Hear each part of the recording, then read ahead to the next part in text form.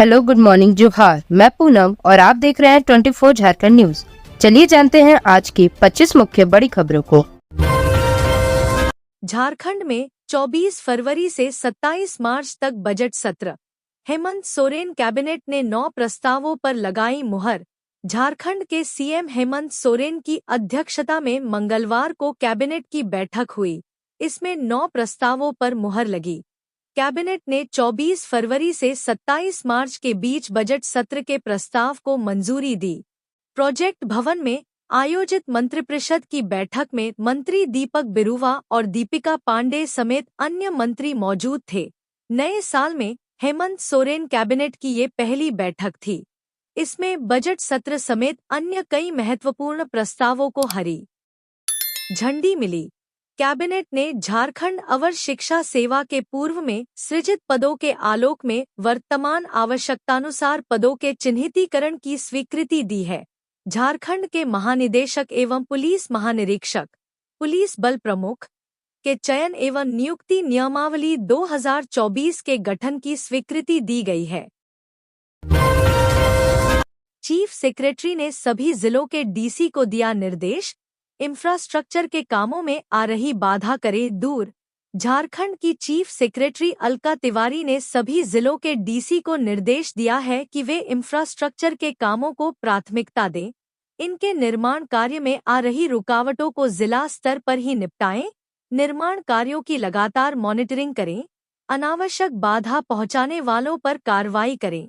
विभागों के साथ समन्वय बनाकर टाइम बाउंड योजनाओं को पूरा करें।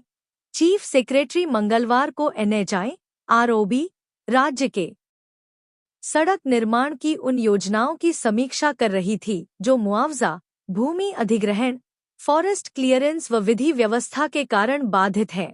उन्होंने कहा कि छोटे छोटे कारणों से निर्माण कार्य रुक जाता है, फिर प्रोजेक्ट की लागत भी बढ़ जाती है। इससे रिसोर्स के साथ राज्य सरकार को भी नुकसान होता है। मुख्य सचिव ने स्पष्ट किया कि जो समय सीमा उपायुक्तों ने समस्या समाधान के लिए तय की है, वे उसका पूरी क्षमता से पालन करें। ससमय रुकावट दूर करें। समस्याओं के समाधान के लिए तय समय में बढ़ोतरी नहीं की जाएगी। हेमंत कैबिनेट का बड़ा फैसला। उत्तर प्रदेश की तर्ज पर झारखंड में होगी डीजीपी की नियुक्ति। झारखंड में पुलिस महानिदेशक एवं पुलिस महानिरीक्षक की नियुक्ति उत्तर प्रदेश की तर्ज पर नाम निर्देशन समिति के द्वारा की जाएगी।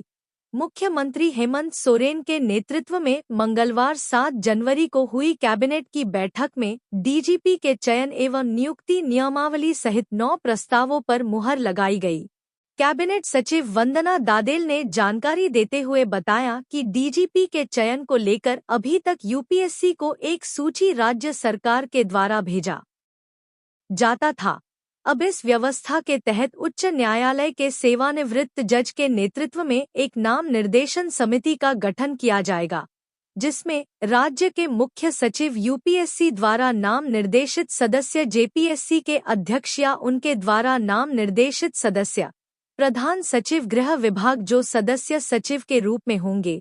इसके अलावा सेवानिवृत्त पुलिस महानिदेशक जो झारखंड में सेवारत रहे हों, इनके द्वारा पैनल तैयार किया जाएगा। एचएमपीवी वायरस को लेकर प्रशासन अलर्ट। स्कूली बच्चों के लिए पलामू स्वास्थ्य विभाग ने की ये तैयारी। एचएमपीवी वायरस को लेकर अलर्ट जारी होने के बाद पलामू स्वास्थ्य विभाग ने भी तैयारियां शुरू कर दी है। वायरस को लेकर पलामू में स्वास्थ्य विभाग की ओर से गाइडलाइन जारी किया गया है और लोगों से सावधान रहने की अपील की गई है। एचएमपीवी वायरस से बचाव के लिए स्कूली बच्चों को जागरूक किया जाएगा। स्वास्थ्य विभाग अभियान चलाकर स्कूली बच्चों से संपर्क करेगा और उन्हें वायरस से बचाव के बारे में जानकारी देगा। इसे लेकर Palamu civil surgeon doctor Anil Kumar Singh ने मंगलवार को प्रेस कॉन्फ्रेंस कर जानकारी दी। सिविल सर्जन ने बताया कि एचएमपीवी वायरस कोविड-19 की तरह ही है, लेकिन इसमें 14 वर्ष तक के बच्चे रिस्क जोन में हैं। उन्होंने कहा कि वायरस को लेकर लोगों को डरने की जरूरत नहीं है, इससे बचाव के लिए सावधान रहने की जरूरत है। सिविल सर्जन ने बताया कि पलामू के सभी स्कूलों में अभियान चलाकर इससे बचाव के बारे में जानकारी दी जाएगी। उन्होंने बताया कि यह एक तरह से संकल्प के रूप में बच्चों के व्यवहार में लाया जाएगा। शुरुआत में स्कूल के शिक्षकों को इस विषय में जानकारी दी जाएगी। इसके बाद स्कूल के शिक्षक बच्चों को जागरूक करेंगे। मनिया सम्मान योजना के सर्वर में आई तकनीकी खराबी, महिलाओं की बड़ी परेशानी। मनिया सम्मान योजना के तहत 2,500 रुपए हर महीने का हकदार बनने की चाहत रख रही महिलाएं इन दिनों बेहद परेशान हैं। राज्य सरकार ने प्रज्ञा केंद्र के माध्यम से ऑनलाइन आवेदन की व्यवस्था की है, मगर कुछ दिनों से विभाग का सर्वर डाउन होने की वजह से नया आवेदन नहीं लिया जा रहा है। सर्वर में आई तकनीकी खराबी की वजह से परेशान महिलाएं प्रज्ञा केंद्र से लेकर अंचल कार्यालय तक की चक्कर काट रही हैं।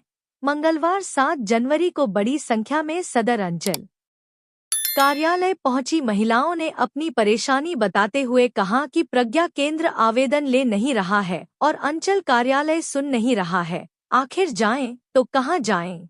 रांची सदर अंचल पहुंची विल्सन खातून कहती हैं कि उन्होंने इस उम्मीद के साथ राशन कार्ड बनवाया कि मनिया योजना का लाभ उन्हें भी मिलेगा, मगर अब आवेदन लेना ही बंद हो गया है। कुछ इसी तरह की परेशानी रांची के हिंदपीढ़ी की नेहा बताती हैं। मनिया योजना का आवेदन लेकर प्रज्ञा केंद्र से लेकर अंचल कार्यालय तक का चक्कर काट रही महिलाओं की परेशानी दूर करने के बजाय सरकार इस दिशा में चुप्पी साध कर रखी है। सदर अंचल के अंचल अधिकारी जहां मनिया सम्मान योजना के लिए आवेदन जमा करने की बात प्रज्ञा केंद्र में करते हैं, तो वहीं प्रज्ञा केंद्र के संचालक सर्वर डाउन रहने की वजह से आवेदन जमा नहीं लेने की बात कहते हुए महिलाओं को अंचल कार्यालय से संपर्क करने की बात कहते हैं। ऐसे में आवेदन लेकर महिलाएं इधर से उधर सरकारी कार्यालय में भटकने को मजबूर हैं। चाईबासा में आईईडी ब्लास्ट, लकड़ी चुनने गई नाबालिग लड़की की मौत। सारंडा स्थित जराईकेला थाना क्षेत्र अंतर्गत तिरिलपोसी गांव में पुलिस को नुकसान पहुंचाने के उद्देश्य से नक्सलियों द्वारा लगाए गए आईईडी की चपेट में आने से एक नाबालिग की मौत हो गई। घटना 7 जनवरी की सुबह की बताई जा रही है। घटना की पुष्टि पुलिस अधीक्षक आशुतोष शेखर ने की है। इससे पहले भी आईईडी विस्फोट के चलते कई लोगों की मौत हो चुकी है। ग्रामीणों से मिली जानकारी अनुसार तिरिलपोसी गांव की एक लड़की जलावन के लिए लकड़ी लेने सारंडा जंगल के तिरिलपोसी और थोलकोबाद सीमा स्थित राधापोड़ा इलाके में गई हुई थी। लकड़ी इकट्ठा करते समय उसके पैर नक्सलियों द्वारा पहले से लगाए गए प्रेशर आईईडी पर पड़ गए, जिसके कारण आईईडी में विस्फोट हो गया। इस विस्फोट में लड़की की घटनास्थल पर ही मौत हो गई। बताया जा रहा है कि मृतक लड़की का ननिहाल थोलकोबाद में है। इस घटना को लेकर चाईबासा पुलिस ने प्रेस विज्ञप्ति जारी कर कहा कि नक्सलियों द्वारा पूर्व से लगाए गए आईईडी की चपेट में आने से एक नाबालिग की मृत्यु हो गई है, साथ ही एक अन्य महिला मामूली रूप से जख्मी हो गई है। पुलिस ने आगे कहा कि आईईडी विस्फोट से ग्रामीणों को मृत्यु और जख्मी करना नक्सलियों का एक कायराना हरकत है। इससे ग्रामीणों को सावधान रहने की जरूरत है। मालूम हो है कि सारंडा के जराईकेला और छोटानागरा सीमावर्ती थाना क्षेत्रों के जंगलों में नक्सलियों ने काफी संख्या में आईईडी लगा कर रखे हैं। नक्सली इन आईईडी का उपयोग सुरक्षा में तैनात पुलिस और सुरक्षाबलों को नुकसान पहुंचाने के लिए करते हैं। कुछ दिन पहले भी नवाडीह गांव के सुनील सुरीन नामक व्यक्ति की मौत इसी आईईडी के विस्फोट में हो चुकी है। हजारीबाग में अफीम के साथ 5 गिरफ्तार, 1 लाख कैश बरामद। पुलिस ने केरेडारी में मिले इनपुट के आधार पर पहली बार अफीम कारोबार से जुड़े आपूर्तिकर्ता, खरीदार और मध्यस्थ को गिरफ्तार किया है। इस गिरफ्तारी में कुल 5 लोग पकड़े गए हैं। इनके पास से 1 लाख नगद, 1 कार और मोटरसाइकिल जब्त किया गया। मौके से 700 ग्राम अफीम भी बरामद किया गया है। जानकारी देते हुए एडिशनल पुलिस अधीक्षक अमित कुमार ने बताया कि केरेडारी का रहने वाला बैजनाथ पूरी टीम में मध्यस्थ की भूमिका में है और वह उत्तर प्रदेश में अफीम मामले में जेल जा चुका है। जेल में ही बैजनाथ की दोस्ती उत्तर प्रदेश से आए तस्कर से हुई थी। बैजनाथ के बुलावे पर ही तस्कर हजारीबाग आए थे और अफीम खरीदने के दौरान पकड़े गए। एएसपी अमित कुमार ने बताया कि गुप्त सूचना मिली थी कि केरेडारी थाना क्षेत्र के तरहसा से मनातू जाने वाली सड़क में कुछ लोग मोटरसाइकिल से अवैध अफीम लेकर जाने वाले हैं। सूचना का सत्यापन करते हुए एसडीपीओ पवन कुमार के नेतृत्व में उक्त सड़क पर चेकिंग अभियान चलाया गया। चेकिंग के दौरान एक मोटरसाइकिल को रोका गया तो मोटरसाइकिल चालक भागने लगा। भागने के क्रम में मोटरसाइकिल चालक को पुलिस ने पकड़ लिया।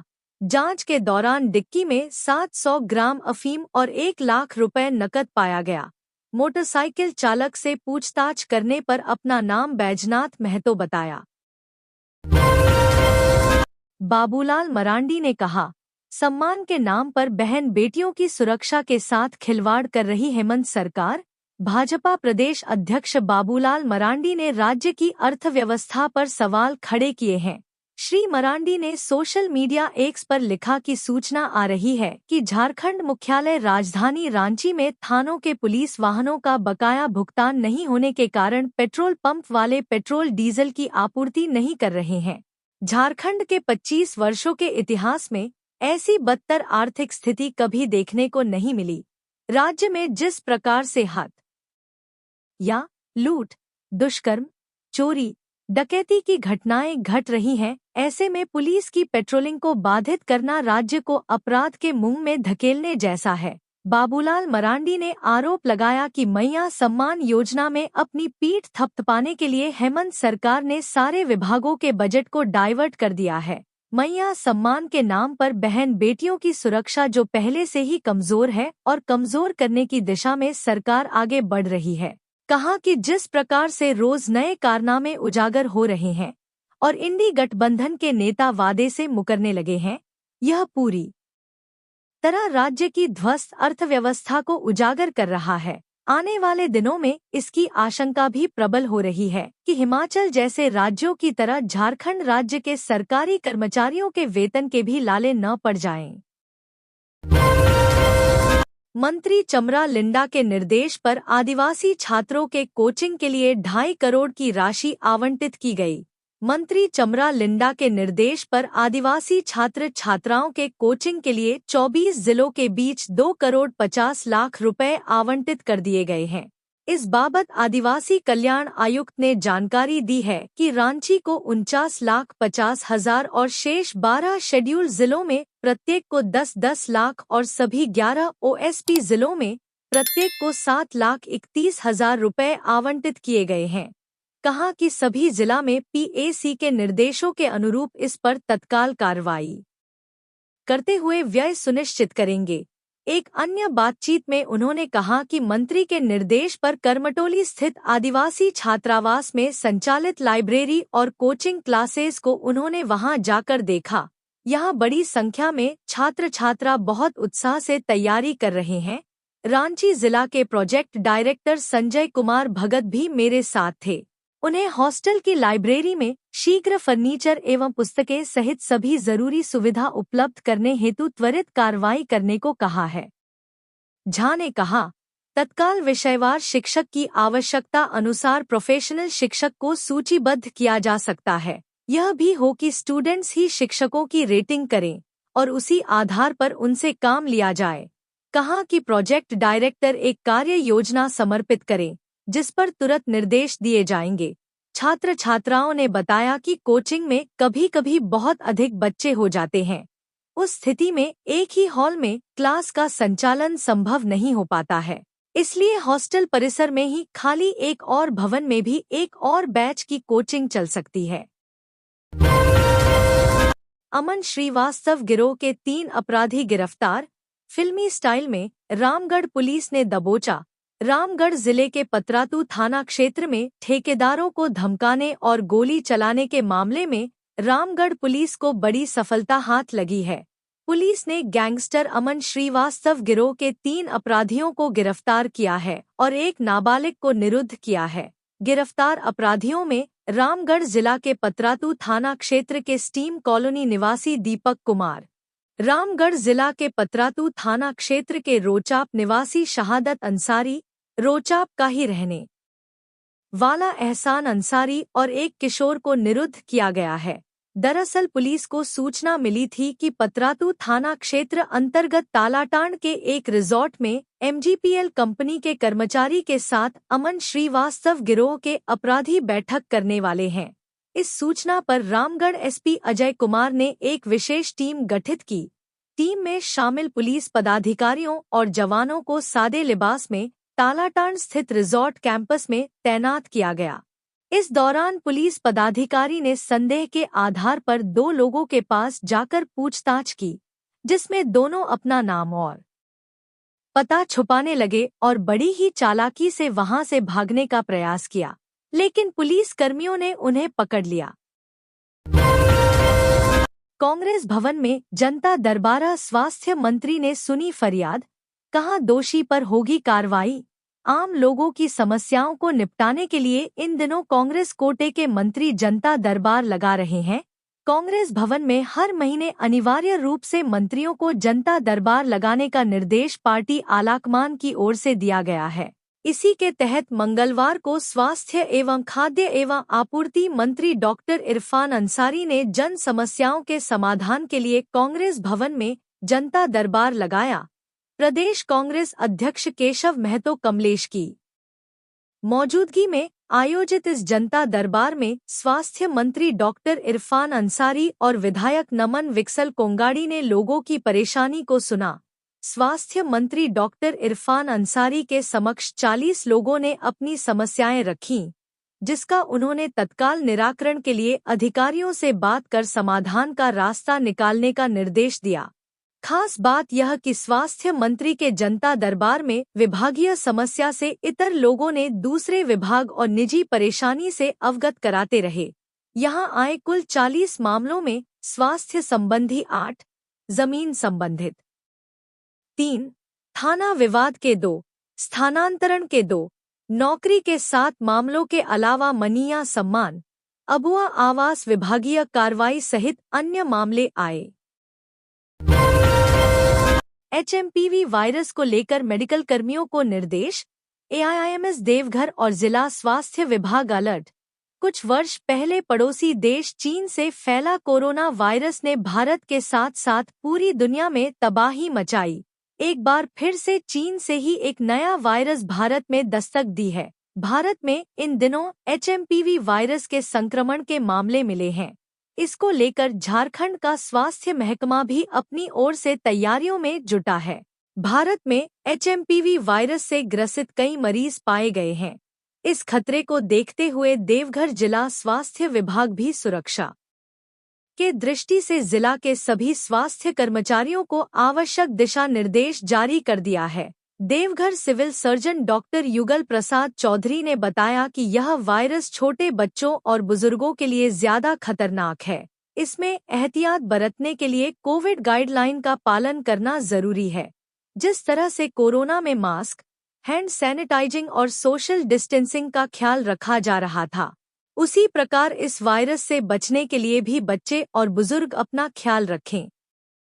देवघर के सिविल सर्जन ने कहा कि सभी स्वास्थ्य कर्मियों और जिला के सारे सीएचसी और पीएचसी में कार्यरत चिकित्सा पदाधिकारियों को ऑक्सीजन युक्त बेड तैयार करने का निर्देश दे दिया गया है। वहीं मरीज के बेड तक ऑक्सीजन पहुंचाने वाले पाइप की रिपेयरिंग को लेकर भी दिशा निर्देश दिए गए हैं। वहीं कोरोना काल के दौरान बनाए गए पीएसए प्लांट की भी जांच की जा रही है। इसके अलावा अस्पताल के दवा भंडार में सर्दी, खांसी व जनरल इन्फेक्शन के टैबलेट की पूर्ति को लेकर भी आवश्यक दिशा निर्देश दिए गए हैं। मंत्री इरफान अंसारी को सुप्रीम कोर्ट से झटका, बचाव में उतरी कांग्रेस, भाजपा ने दी नसीहत। मंत्री इरफान अंसारी का विवादों से गहरा नाता रहा है। इस बार सुप्रीम कोर्ट से झटका लगने की वजह से इरफान चर्चा में है। मामला नाबालिग दुष्कर्म पीड़िता की पहचान सार्वजनिक करने से जुड़ा है। इस मामले में दर्ज आपराधिक मुकदमे को रद्द करने के लिए उन्होंने सुप्रीम कोर्ट का दरवाजा खटखटाया था, लेकिन सुप्रीम कोर्ट ने सुनवाई से इनकार कर दिया। इस मामले में भाजपा ने मंत्री इरफान अंसारी को नसीहत दी है तो कांग्रेस ने बचाव किया है। भाजपा के वरिष्ठ नेता सीपी सिंह के मुताबिक यह समझ से परे है कि इरफान अंसारी को लोग इतना महत्व देते क्यों हैं। उनका चालचलन विधायक और मंत्री वाला नहीं है, अब वे मंत्री बन चुके हैं। भाजपा नेता सीपी सिंह का कहना है कि वह न सिर्फ अपनी बल्कि अपनी पार्टी की छवि को भी बर्बाद कर रहे हैं। उन्होंने कहा कि महिला हमेशा पूजनीय होती है, फिर भी उन्होंने दुष्कर्म पीड़िता की पहचान सार्वजनिक की। यह बहुत ही दुर्भाग्यपूर्ण है, उनके खिलाफ कार्रवाई होनी चाहिए। वहीं मंत्री इरफान अंसारी के इस मामले में प्रदेश कांग्रेस बैकफुट पर नजर आ रही है। हालांकि पार्टी ने मंत्री का बचाव भी किया है। कांग्रेस प्रवक्ता सोनल शांति का कहना है कि मंत्री इरफान अंसारी कोर्स क्लोजर के लिए सुप्रीम कोर्ट गए थे, लेकिन कोर्ट की टिप्पणी के बाद उन्होंने याचिका वापस ले ली है। अब उन पर पीड़िता की पहचान उजागर करने के मामले में केस चलेगा। पलामू में अपराधियों ने मजदूर को मारी गोली। नेशनल हाईवे पर टोल के निर्माण में था शामिल। पलामू जिले के सदर थाना क्षेत्र के जोरकट में बाइक सवार अपराधियों ने एक मजदूर को गोली मार दी है। गोली मजदूर के पैर में लगी है। जख्मी मजदूर को इलाज के लिए Medini Rai medical college and hospital में भर्ती करवाया गया है। घटना की जानकारी मिलने के बाद पुलिस मौके पर पहुंच गई है और पूरे मामले की छानबीन कर रही है। जख्मी मजदूर मनीष कुमार पलामू के सदबरवा थाना क्षेत्र के पोलपोल का रहने वाला है। मनीष कुमार नेशनल हाईवे 4 लेन के टोल निर्माण में मजदूरी का कार्य करता है। मनीष मंगलवार को टोल निर्माण स्थल पर था। इसी क्रम में बाइक सवार अपराधी मौके पर पहुंचे थे और फायरिंग की।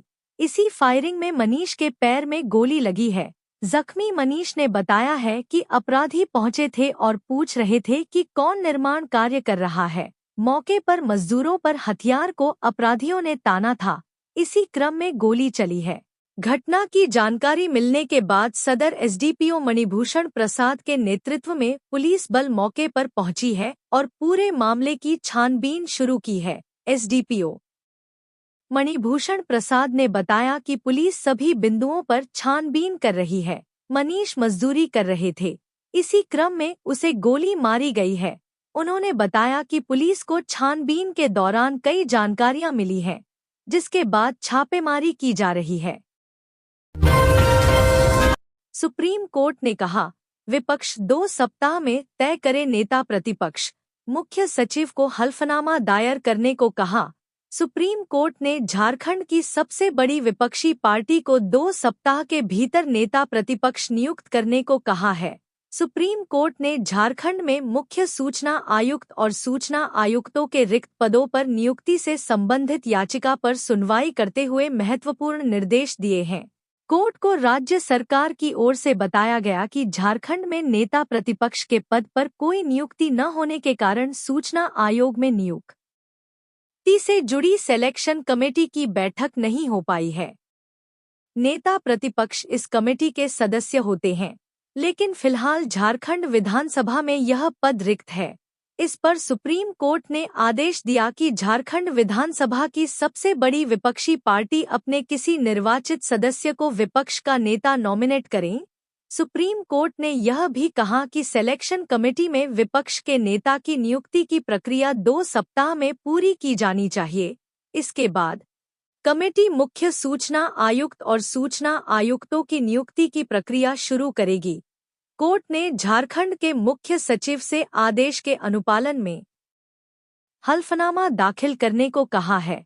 पूर्व में हुई सुनवाई में सुप्रीम कोर्ट ने झारखंड के मुख्य सचिव को यह सुनिश्चित करने का आदेश दिया था कि सूचना आयुक्तों की नियुक्ति प्रक्रिया 4 सप्ताह के भीतर शुरू हो और इसके अनुपालन का हल्फनामा दायर किया जाए। झारखंड सरकार के वकील ने अदालत में तर्क दिया था कि चयन समिति में आवश्यक कोरम की कमी के कारण सूचना आयुक्तों की नियुक्तियां नहीं हो पाई हैं। अब सरकार ने कोर्ट में दाखिल किए गए पूरक हलफनामे में बताया कि सूचना आयोग में नियुक्तियों के लिए जून 2024 में एक विज्ञापन जारी किया गया था, लेकिन झारखंड विधानसभा चुनाव के बाद नेता प्रतिपक्ष की घोषणा नहीं हो पाई। वहीं याचिकाकर्ता ने बताया कि 2020 से झारखंड राज्य सूचना आयोग निष्क्रिय पड़ा है। जिसके कारण आरटीआई से संबंधित हजारों मामले लंबित हैं। रांची में पेट्रोल पंपों ने पुलिस को फ्यूल देना किया बंद, करोड़ों रुपए है बकाया। सुरक्षा व्यवस्था बनाए रखने के लिए पेट्रोलिंग वाहन बहुत जरूरी है, लेकिन आपको जानकर हैरानी होगी कि रांची में इन दिनों पेट्रोलिंग गाड़ियां अब पहले की तरह नहीं चल रही हैं। पेट्रोल पंपों पर करोड़ों रुपए से अधिक का बकाया हो जाने से पुलिस वाहन को ईंधन मिलना बंद हो गया है।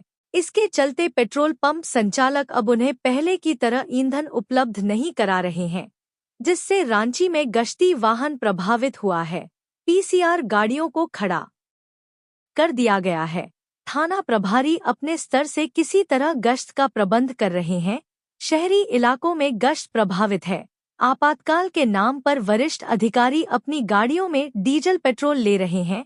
बताया जाता है कि रामविलास पेट्रोल पंप से पुलिस वाहनों को डीजल पेट्रोल की आपूर्ति की जाती थी, लेकिन पेट्रोल पंपों पर रुपए से अधिक का बकाया होने के कारण उन्होंने डीजल और पेट्रोल की आपूर्ति बंद कर दी है। बकाये का भुगतान होने के बाद डीजल और पेट्रोल की आपूर्ति की जाएगी। तत्कालीन सदर एसडीओ अशोक कुमार प्रकरण, कार्रवाई नहीं होने पर केंद्रीय मंत्री ने उठाए सवाल, कहा जल्द हो गिरफ्तारी। पत्नी को जलाकर मारने के आरोप झेल रहे हजारीबाग के तत्कालीन एसडीओ अशोक कुमार पर अब तक कार्रवाई नहीं हुई है। इसे लेकर केंद्रीय मंत्री अन्नपूर्णा देवी ने सवाल खड़े किए हैं। उन्होंने कहा कि राज्य में कानून व्यवस्था की स्थिति बेहद खराब है। एक आरोपी खुलेआम घूम रहा है। न्याय सभी के लिए समान होना चाहिए। अन्नपूर्णा देवी ने जल्द से जल्द आरोपियों की गिरफ्तारी की मांग की है। केंद्रीय मंत्री अन्नपूर्णा देवी ने हजारीबाग के तत्कालीन एसडीओ अशोक कुमार की पत्नी अनीता देवी हत्याकांड पर दुख जाहिर किया है। उन्होंने आरोपियों की जल्द से जल्द गिरफ्तारी की मांग की है। उन्होंने कहा कि आरोपी चाहे कोई भी हो, न्याय सबके लिए समान होना चाहिए। अन्नपूर्णा देवी ने इस दौरान राज्य सरकार पर भी निशाना साधा और कहा कि सरकार को इस पर संज्ञान लेकर गिरफ्तार करवाना चाहिए।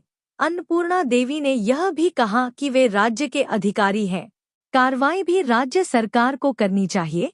इस सरकार में किसी को भी न्याय नहीं मिल सकता है। राज्य सरकार दोषियों को बचाने का काम कर रही है। हजारीबाग सांसद मनीष जायसवाल ने कहा कि कानून सभी के लिए समान होना चाहिए। हजारीबाग के कटकमसांडी में पिछले दिनों एक परिवार के ऊपर इसी तरह का आरोप लगा तो पुलिस ने कार्रवाई करते हुए सभी को गिरफ्तार कर लिया, लेकिन एक पदाधिकारी के ऊपर जब आरोप लगता है तो उसकी गिरफ्तारी नहीं होती है। यह दुखद है। उन्होंने राज्य सरकार और जिला प्रशासन से जवाब मांगा है कि आखिर क्यों नहीं कार्रवाई हो रही है, इसका भी खुलासा होना चाहिए। बालिका गृह यौन शोषण कांड, गायब लड़की के बारे में लातेहार सीडब्ल्यूसी ने सौंपी रिपोर्ट, पुलिस को फॉरेंसिक रिपोर्ट का इंतजार। पलामू जिले के बालिका गृह कांड में लातेहार सीडब्ल्यूसी ने पलामू पुलिस को जांच रिपोर्ट भेज दिया है। पलामू बालिका गृह में 27 लड़कियों की जगह 28 लड़कियों की हाजिरी बनाई जा रही थी। एक महीने पहले पलामू बालिका गृह में यौन शोषण की घटना हुई थी। इसी की जांच में पाया गया था कि बालिका गृह में 27 लड़कियां मौजूद थी, जबकि हाजिरी 28 लड़कियों की दिखाई जा रही थी। इस मामले में एक लड़की गायब मिली थी। उस दौरान पलामू सीडब्ल्यूसी के तरफ से बताया गया था कि एक लड़की लातेहार की है, उसे परिजनों को सौंप दिया गया है। पूरे मामले में पलामू पुलिस और प्रशासन ने लातेहार सीडब्ल्यूसी से रिपोर्ट मांगा था। लातेहार सीडब्ल्यूसी की तरफ से बताया गया है कि लड़की बाल विवाह की पीड़ित थी। 20 नवंबर 2024 को लड़की की मेडिकल जांच हुई थी और 29 नवंबर 2024 को लड़की के माता को सौंप दिया गया था। रामगढ़ में निशी पांडे समेत कई के ठिकानों पर पुलिस का छापा। रामगढ़ के पतरातू में पुलिस ने निशी पांडे और निशांत सिंह के घर पर छापेमारी की है।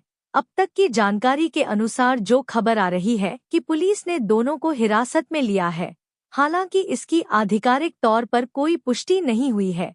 जानकारी के मुताबिक पलामू में हुए 2 अपराधियों की हत्या के मामले में पुलिस के द्वारा यह छापेमारी की गई है।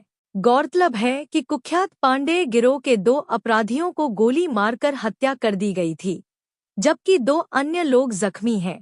यह घटना पलामू के चैनपुर थाना क्षेत्र के गर्दा गांव की है। दोनों अपराधियों की पहचान पांडेय गिरोह के दीपक साव व भारत पांडेय के रूप में हुई है। पुलिस के अनुसार आधा दर्जन के करीब अपराधी घर का ताला तोड़कर घर में घुसे थे। इसके बाद भरत और दीपक को टारगेट कर अंधाधुंध फायरिंग करने लगे। फायरिंग की आवाज सुनकर अंशु सिंह और महावीर सिंह घर से बाहर निकले। अपराधियों ने अंशु सिंह के पैर में जबकि महावीर सिंह के हाथ में गोली मारी है। जख्मी महावीर सिंह ने बताया कि भरत के मौसे के घर जन्मदिन था, जिसमें सभी लोग शामिल होने आए थे। 31 दिसंबर से दोनों पलामू के चैनपुर थाना क्षेत्र के गर्दा में पनाह लिए हुए थे। तो ये थी आज की झारखंड की टॉप बड़ी खबरें। इसी तरह झारखंड की हर छोटी सी बड़ी खबर देखने के लिए आप हमारे चैनल 24 झारखंड न्यूज को सब्सक्राइब करके बेल आइकन प्रेस कर ले, जिससे झारखंड की हर छोटी सी बड़ी खबर की अपडेट आप तक पहुंचता रहे। तो आज के लिए बस इतना ही। हमें दीजिए इजाजत, फिर मिलते हैं नेक्स्ट न्यूज में।